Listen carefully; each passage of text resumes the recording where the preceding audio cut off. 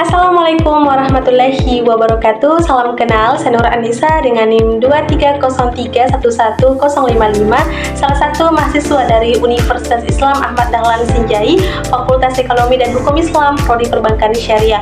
Pada video kali ini saya akan mempresentasikan salah satu mata kuliah dari Perbankan Syariah, yaitu Manajemen Risiko Perbankan Syariah. Di sini ada beberapa materi pembahasan yang akan kita bahas untuk kedepannya.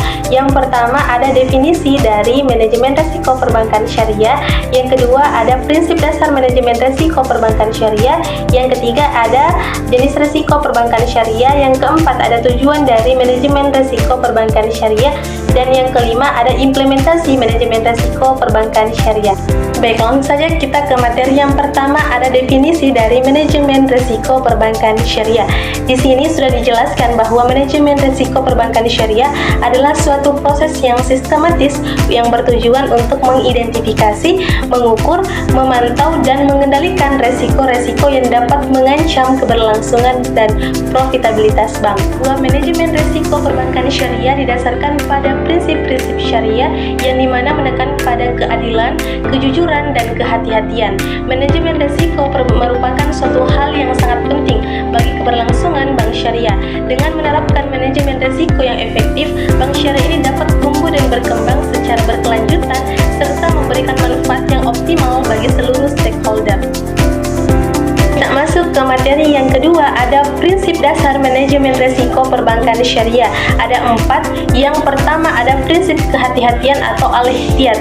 Bank syariah ini harus selalu berhati-hati dalam mengambil keputusan yang dapat berdampak pada risiko. Kemudian prinsip yang kedua ada prinsip keadilan atau al-adal. Semua pihak yang terlibat dalam transaksi harus diperlakukan secara adil.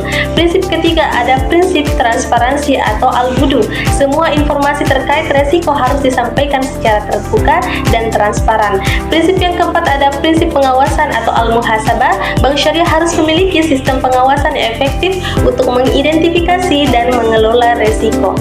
Berikutnya materi yang ketiga ada jenis risiko perbankan syariah. Di sini ada beberapa jenis. Yang pertama risiko pasar, yang kedua risiko kredit, yang ketiga risiko likuiditas, dan yang keempat risiko operasional, yang kelima risiko kepatuhan, dan yang terakhir ada risiko reputasi.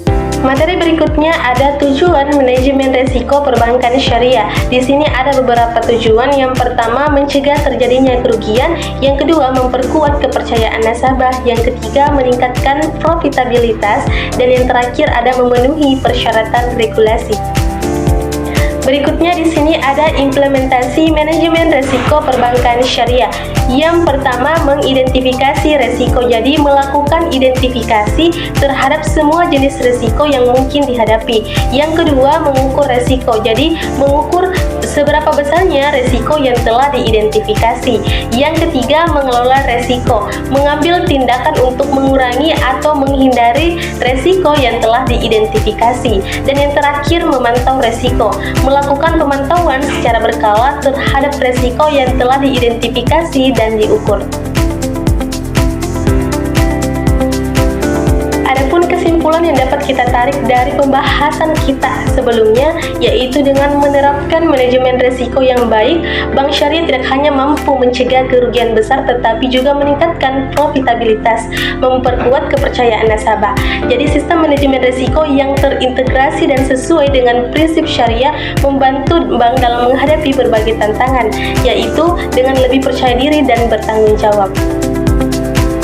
Saya Nur Anissa dengan NIM 230311055 mengucapkan terima kasih dan wassalamualaikum warahmatullahi wabarakatuh.